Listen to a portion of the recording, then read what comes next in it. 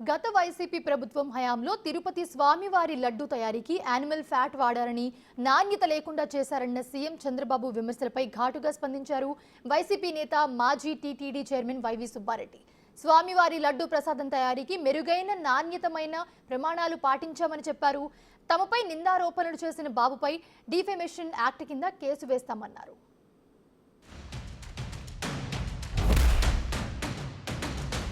కడాన తిరుమల లడ్డు కూడా నాసి రకం. నాకైతే ఆశ్చర్యం వేస్తుంది. ఎన్ని కంప్లైంట్ చేసినా కడాన వెంకటేశ్వర స్వామి పవిత్రతను దెబ్బతీశారు. ఎన్నోసార్లు చెప్పాం. అక్కడ ఎంత దుర్మార్గంగా ప్రయత్నం చేశారంటే అంత దుర్మార్గంగా ప్రవర్తించారు. కడాన అన్న దానంలో క్వాలిటీ ఆఫ్ ఫుడ్ లేకుండా చేశారు. దేవుని దగ్గర పెట్టే ప్రసాదం అపవిత్రం చేసే విధంగా ఓసారి బాధేస్తుంది. నాసి రకమైన ఇంగ్రీడియంట్సే కాకుండా ఎనిమల్ ఫ్యాట్ కూడా వాడారని, ఏది గీకు బదులు. ఈరోజు స్వచ్ఛమైన గీ తెమన్నాం, ప్రక్షాళన చేయమన్నాం. నాణ్యత పెరిగింది, ఇంకా కూడా నాణ్యత పెంచుతాం. అల్టిమేట్గా వెంకటేశ్వర స్వామి మన రాష్ట్రంలో ఉండడం మనందరి అదృష్టం. ప్రపంచం అంతా మన దగ్గరికి వచ్చే పరిస్థితికి వచ్చారు.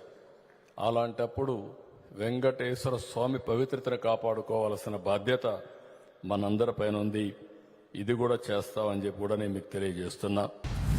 స్వామి పవిత్రతను కాపాడుకుంటూ భక్తులకు ఎక్కడ అసౌకర్యం కాకుండా ఇన్ని కార్యక్రమాలు చేసిన మా ప్రభుత్వంపై, మా పార్టీపై ఇంత ఘోరమైన ఎందుకు మోపారు ఈ నెపం అంటే, ప్రజల దృష్టిలో మేము దుష్ప్రచారం చేసి నమ్మించే కార్యక్రమం చేయాలని చూస్తున్నాడు. ఇది చాలా నీచమైన ఆరోపణ.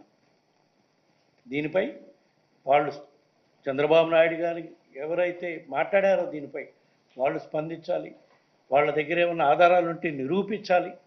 లేకపోతే తప్పకుండా దీనిపై డిఫమేషన్ కేసేసి దానికి అన్ని విధాల ఏర్పాట్లు చేస్తాం. ఇక్కడేదో మన హైకోర్టులోనో ఇంకో హైకోర్టులోని కాకుండా, ఎందుకంటే స్వామివారి భక్తులు ప్రపంచవ్యాప్తంగా ఉన్నారు కాబట్టి దీన్ని అవసరమైతే సుప్రీంకోర్టులో కూడా దీనిపై కేసేసే కార్యక్రమం చేస్తామని చెప్పి ఈ సందర్భంగా తెలియజేస్తుంది. ఇవే కాదు, ఇట్లా ఆరోపణలు చేసేదానికి ఆలోచిస్తున్నారు. కానీ గత 5 సంవత్సరాల్లో మా ప్రభుత్వం చేసిన మెరుగైన కార్యక్రమాలు తిరుమల తిరుపతి దేవస్థానంలో ఎన్నో ఉన్నాయి.